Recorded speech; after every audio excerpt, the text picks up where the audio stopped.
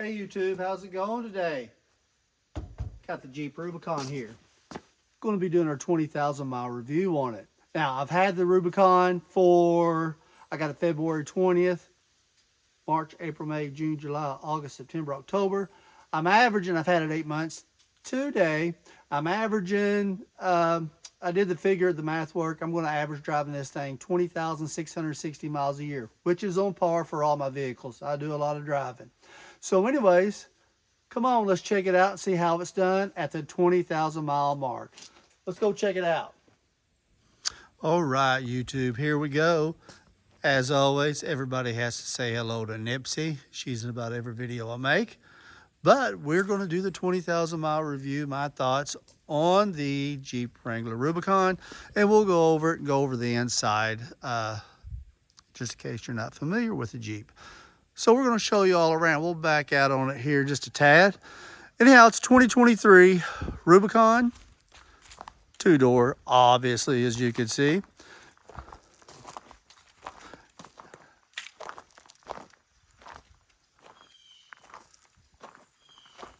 And we're going to look at the tires, see how well they've been wearing the KO2s that come with the Jeeps. Really, the only thing that I've done different that I know of as far as accessories, add-ons, are the Supari fog lights, ditch lights, however you want to look at it. Some people, maybe most, mount them on your bumper, decided to go up here. They've been doing awesome. You can go check out the review I did on those. Installation, had a little installation going on there with it, and did a little night. And I put some YouTube shorts also to let you see how well they do.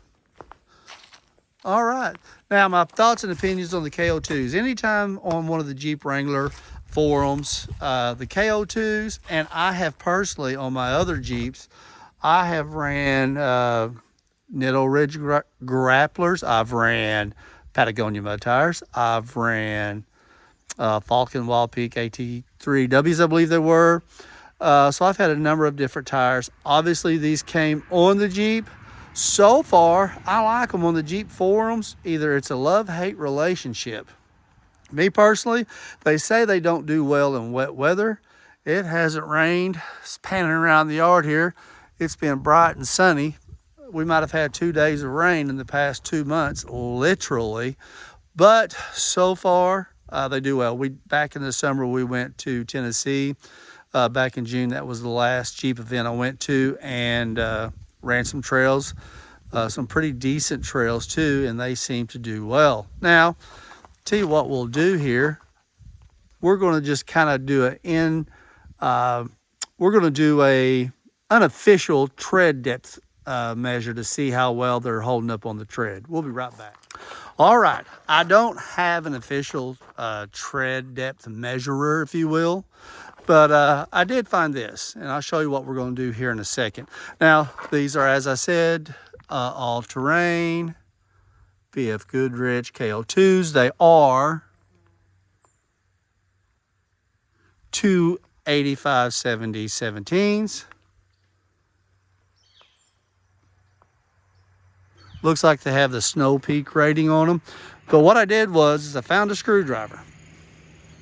And if you stick the screwdriver, and you can see where it turns to yellow, it lines up no matter where I put it, pretty much perfect. In other words, it covers the metal piece at the bottom. So, and this tire has never been on the road. It's never hit pavement. The spare has not. So, if I can get in here, we'll get on this tire. This is the back tire. I got enough clearance here to see. And you can see it is showing, when obviously it should was a little over 20,000 miles.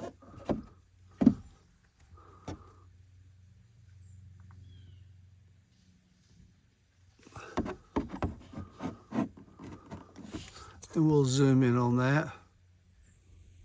So it's showing some, but overall, you can see the tread depth after 20,000 miles. I think it's doing pretty darn good. Obviously, I get it per manufacturer suggested. Every time I get the oil changed, I get the tires rotated.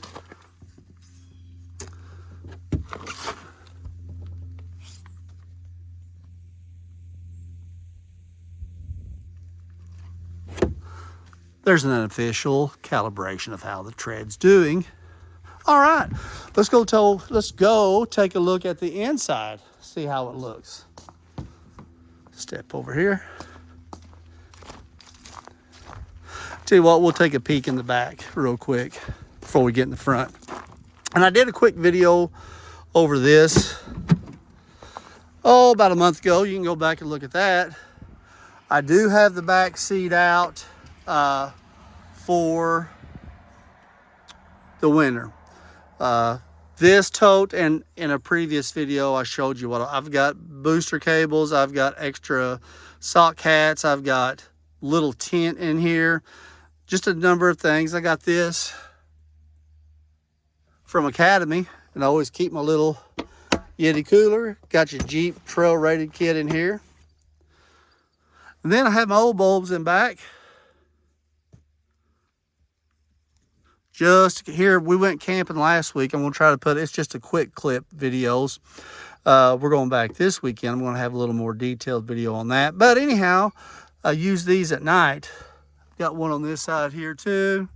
Got a couple over here. That way, if I'm in the back of the Jeep at night, I can have better lighting, because right here is the only lighting that the Jeep has. Now, they are LEDs, but to give a little bit better lighting in the back. And you can see I've got my old lights.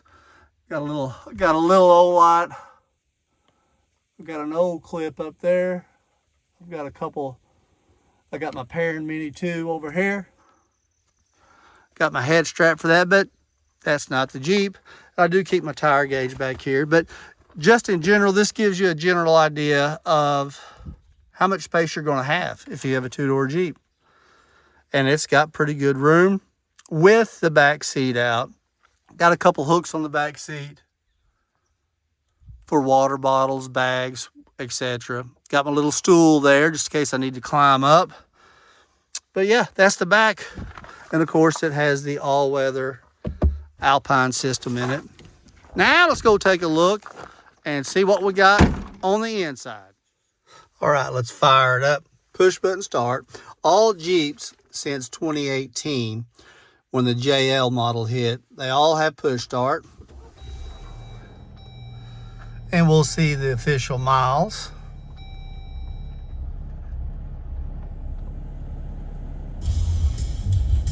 $20,032 miles. Just happened to be driving. I thought, well, you know what? It's getting close, or it's a little over the 20,000 mile mark. So do a video. Let's check out the MPG. It's averaging 20.1, and that's pretty accurate right there. Sometimes it'll hit 19.6. Sometimes I'm at 20.8, but it's consistent on the mileage.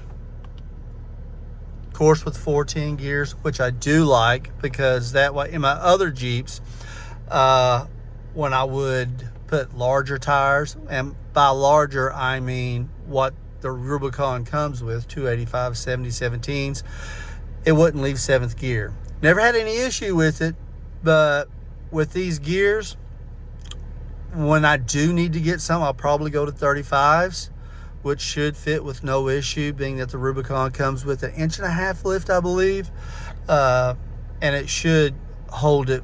I should still be able to hit 8th gear. It's 8-speed automatic. Should be able to hit that with no issue with 35s.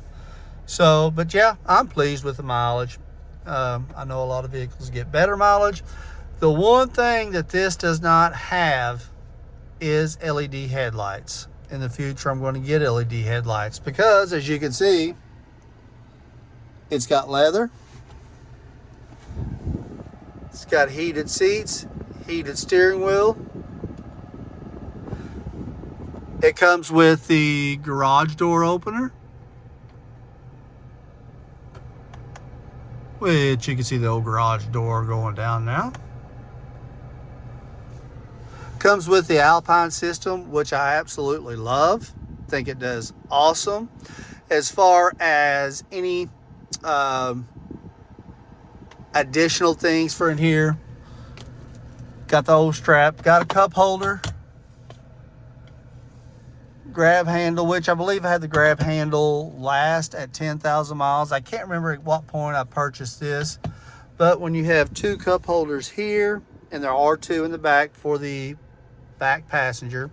Another thing the Rubicon does come with, which you couldn't see it due to the green box, it does come with a standard household plug-in and then some USBs, and it actually has vents in the back. You know, if you watch a video over any of the new mid-size pickups, and that's where I'm not for sure about the Gladiator, but most mid-size trucks, and once again, I'm going to compare it to that because the Gladiator is classified as a mid-size truck, they don't have vents for the rear passenger, which kind of surprises me in the Jeep that it does, being as small as it is, that it does have it, but it does. Anyways, this one came with the headliner front, and it does come with the headliner in the back. My understanding, and the phone fell out of the tripod, so I had to get back here. But anyways, I wanted to show you, but it does have it. My understanding is that's for noise cancellation from the outside noises, and also helps to keep heat in and cool it down better. It's supposed to do a number of things, but it does, like I said, it came with everything but LED headlights. Just going to peer over the box so you can see the two back vents, which I have closed. And then you can see your 12-volt standard household plug-in. So let's go take a look at the instrument cluster. There's no LED. You do have LED in the center, which will go through a number of things.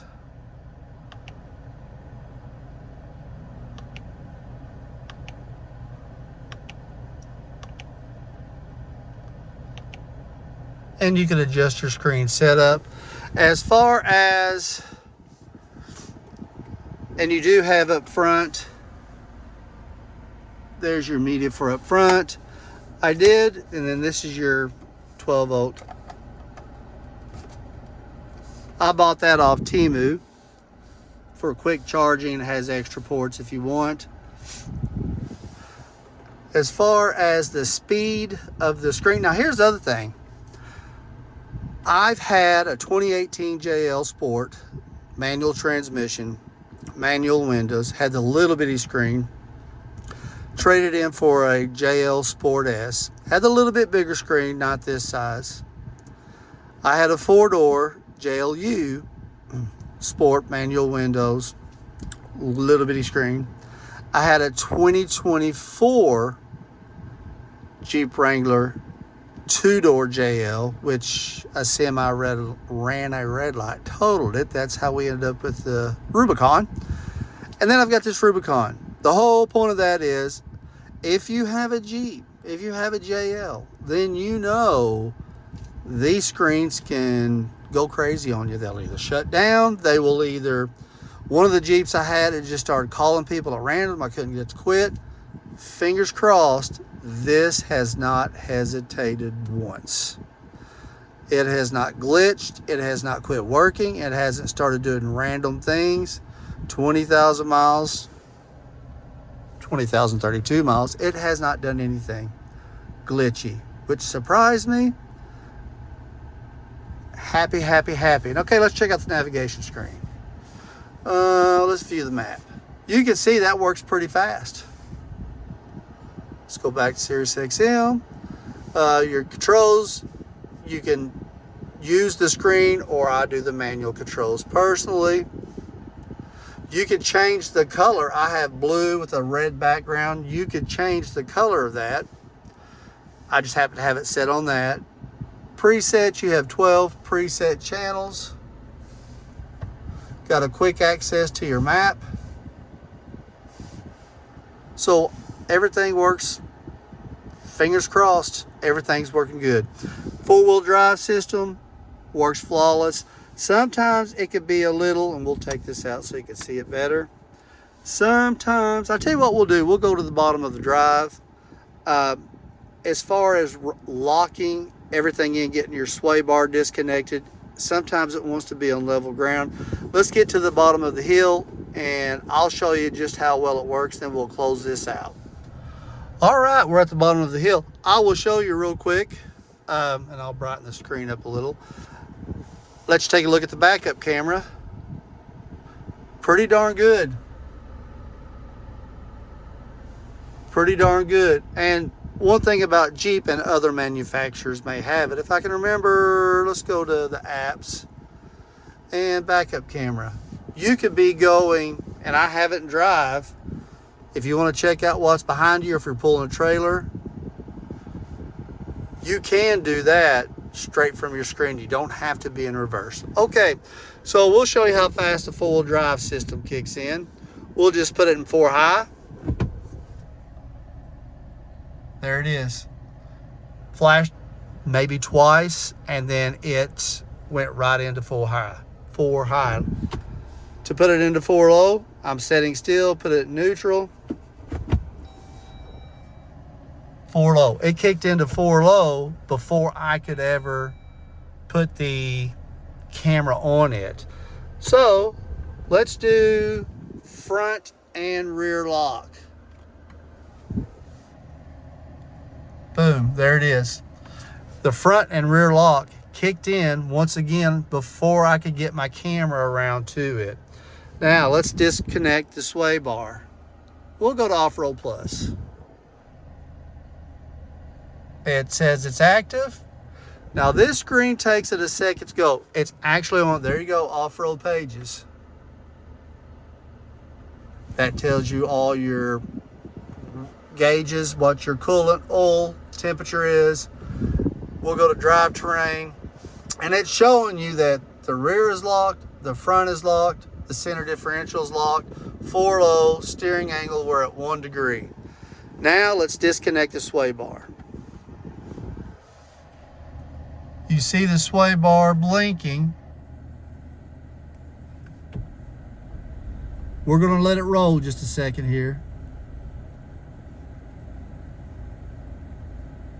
And we are at an angle. Okay, sway bar disconnected. So everything, and then to turn it off, push the button. Well, let's turn off this. Okay, everything's blinking.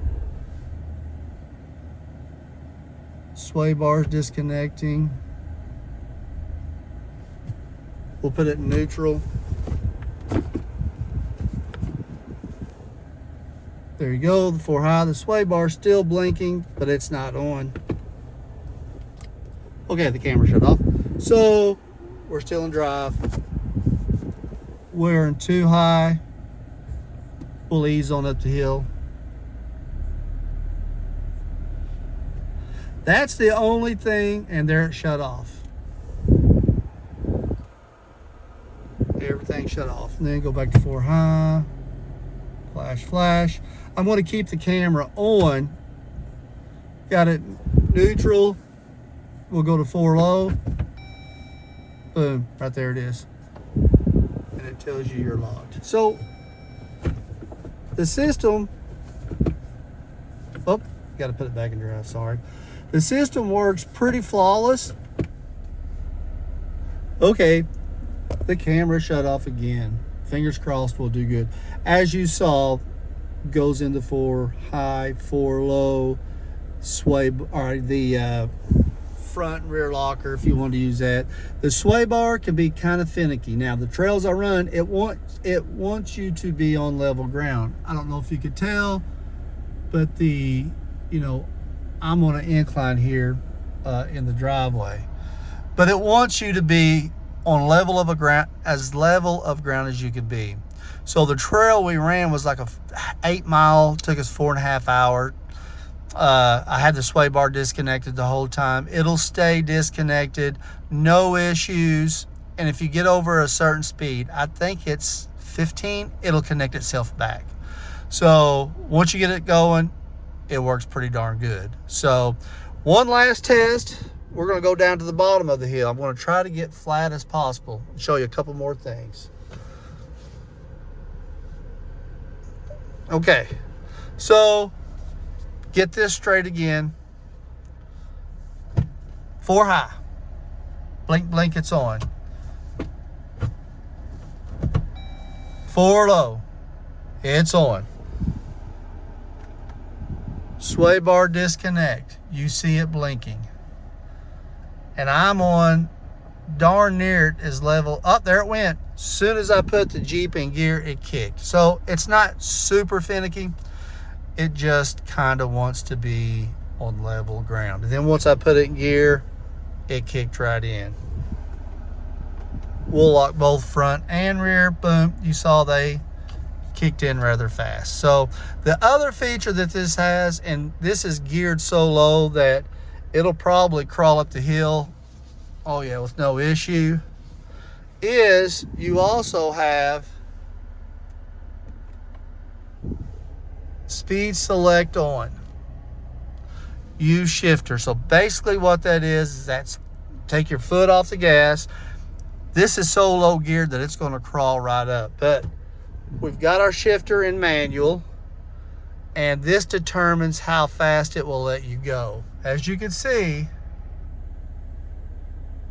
in first gear, you're going to go 0.6 miles an hour. So we're just going to ease up the hill, and you'll be able to hear, and we'll turn the vent down. You could probably hear the brake, the regenerative brake, if you will. We're going to kick it up a notch. Okay, we're in second gear, so it'll let you go 1.2. We're going to go to third gear. It's going to let you go 1.8. We're going to go back down to second. So basically what this is kind of your off-road cruise control, which means that's the speed it's going to hold. And I'm going to be quiet for a second.